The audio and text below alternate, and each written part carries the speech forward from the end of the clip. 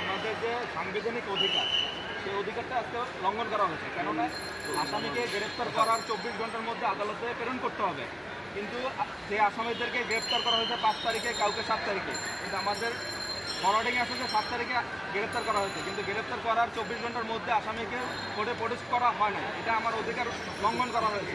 এই ব্যাপারে আমরা কোর্টকে, বিজ্ঞ আদালতকে জানাই এবং বিজ্ঞ আদালত হয়তোবা আইয়ুকে শোকজ করবে।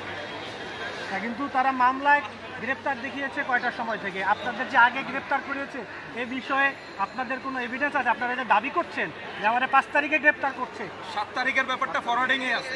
7 তারিখে সেটা একটু ক্লিয়ার করেন। স্পেসিফিক কারো কাছে থাকার কথা না, সামনে ক্যামেরার দিকে তাকায় বলেন। স্পেসিফিক এটা কারো কাছে থাকার কথা না। আপনারা সাংবাদিক, আপনারা আচ্ছা বলেন ভাই, শেষ করুন। অথবা যে পুলিশ তখন গ্রেপ্তার করে এটা তো আমরা নিজেরা জানি, এটা কোনো ডকুমেন্টারি থাকে না, কিন্তু ডকুমেন্টারি যে ফরওয়ার্ডিংটা সেটার মধ্যে স্পষ্ট করে 7 তারিখ উল্লেখ আছে, ঠিক আছে, যে 7 তারিখে এই আসামিদেরকে বিভিন্ন জায়গা থেকে গ্রেপ্তার করা হয়।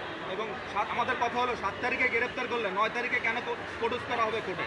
কারণ আমার সাংবিধানিক অধিকার হলো 24 ঘন্টার মধ্যে আমাকে কোর্টে প্রডিউস করতে হবে।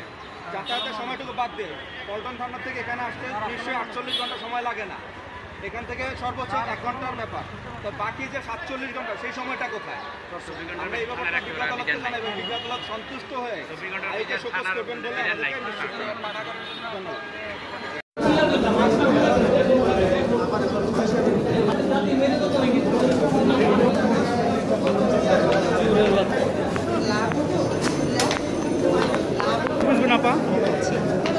ছেলে